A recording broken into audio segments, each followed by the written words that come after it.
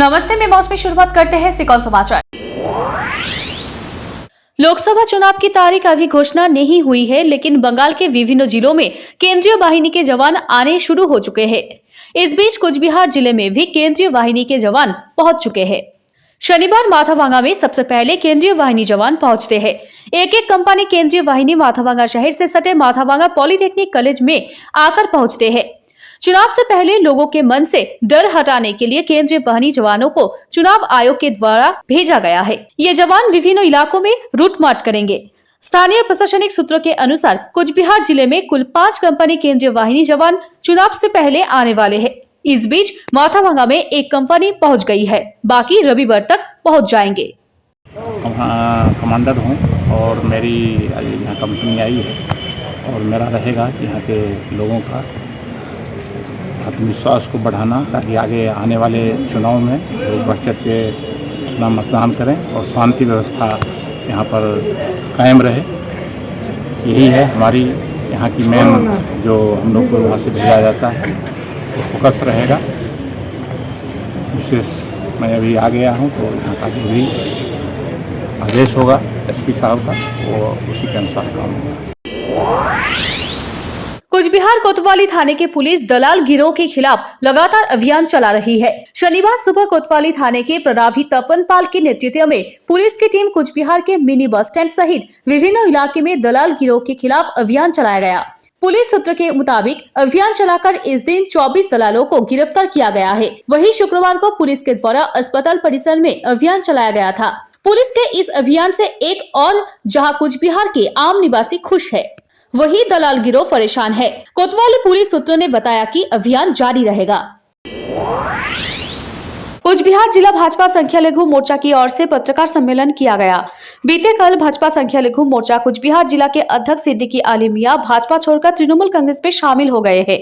इसके बाद ही शनिवार भाजपा संख्या लघु मोर्चा के द्वारा एक विशेष बैठक की गई। कुचबिहार जिला भाजपा के अध्यक्ष सुकुमार राय, प्रदेश भाजपा संख्या लघु मोर्चा के अध्यक्ष अली हुसैन की उपस्थिति में बैठक संपन्न हुई है। बैठक के बाद उनके द्वारा एक पत्रकार सम्मेलन किया जाता है।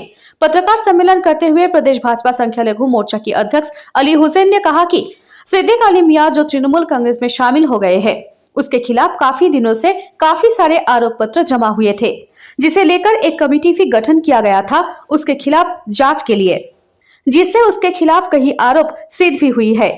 और ये बात उसे पता चल जाने के कारण ही वो पार्टी से निकलने से पहले ही भाजपा छोड़कर तृणमूल में शामिल हो गया है।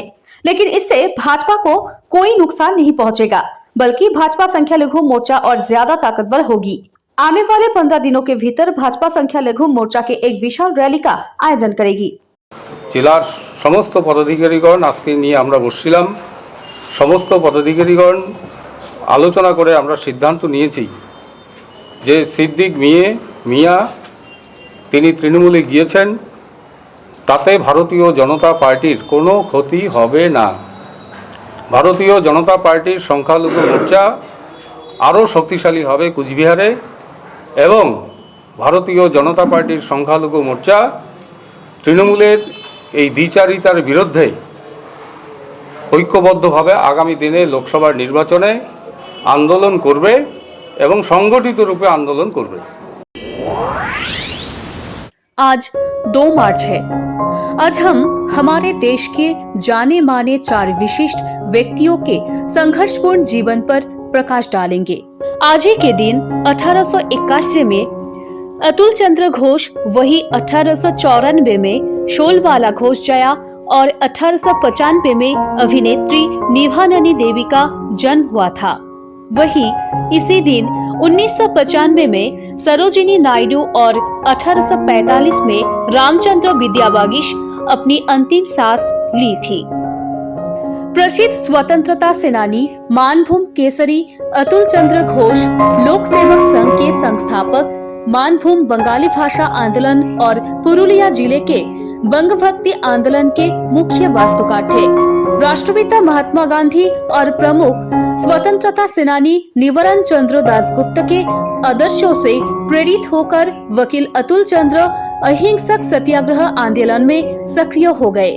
पंचायत राज की स्थापना, ग्रामीण उद्योगों का विकास, निरक्षरता उन्मूलन, तथाकथित अछूत और आदिवासियों के जीवन की गुणवत्ता में सुधार लाने में उनका योगदान अहम है।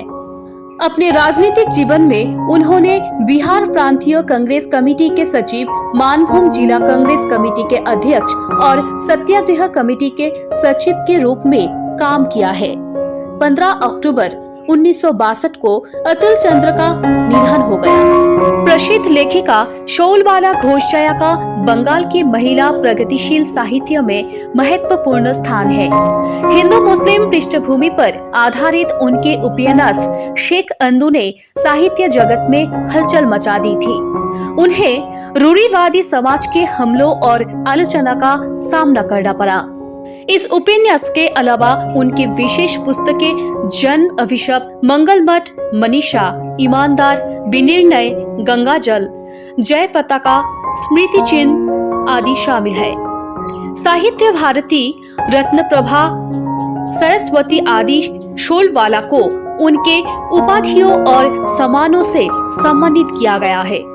1974 में उन्होंने अंतिम सांस ली। बंगाली फिल्मों की निर्वाक और सबक निवननी देवी दोनों युगों की प्रसिद्ध और लोकप्रिय नायिका है। वो अभिनय, नृत्य और संगीत में समान रूप से कुशल थे। एक बच्चे के रूप में वो बचपन में ही अपनी माँ को खो चुकी थी।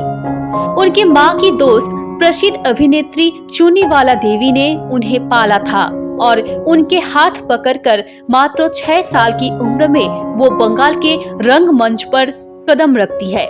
उन्होंने अर्धेंद्र शेखर मुस्ताफी, अभिनेत्री तारा सुंदरी जैसी प्रसिद्ध हस्तियों से अपनी कला की शिक्षा प्राप्त की। उन्होंने अपने लगभग 50 साल के करियर में मंच के अलावा 350 फिल्मों में काम किया है।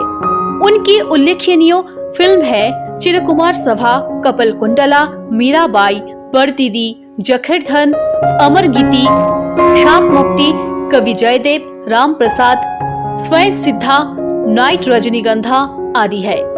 निवननी देवी का निधन 22 दिसंबर 1978 को हुआ। सरोजिनी नायडू को नाइटिंगेल ऑफ इंडिया या भारत कोकिला के नाम से जाना जाता है। वो भारतीय स्वतंत्रता संग्राम में बढ़ चढ़कर भाग लेने वाली प्रमुख महिलाओं में से एक है। इस दौरान एक राजनीतिक कार्यकर्ता और प्रतिभाशाली कवयित्री के रूप में उन्होंने अपनी पहचान स्थापित की। भारतीय महिलाओं की मुक्ति में उनके महत्वपूर्ण योगदान के कारण उन्हें प्रसिद्धि प्राप्त हुई।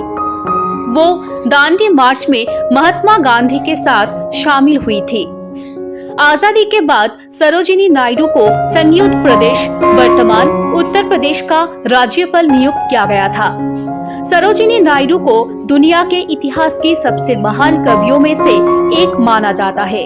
विश्व प्रसिद्ध अमेरिकी एवं ब्रिटिश लेखकों ने उनके साहित्य की मुक्त कंठ से प्रशंसा की है। पोएट्री सूप नामक प्रसिद्ध वेबसाइट ने उन्हें विश्व इतिहास के शीर्ष 100 कवियों में शामिल किया, जहां उन्हें 19वां स्थान दिया गया था। वो भारत की पहली महिला राज्यपाल थी। ड्यूटी के दौरान दिल का दौरा पड़ने से उनकी मृत्यु हो गई। माँ भारती की उन महान संतानों को सिकंद परिवार की ओर से हार्दिक श्रद्धांजलि। फिलहाल आज के लिए सिकंद समाचार बस इतना ही। नमस्ते।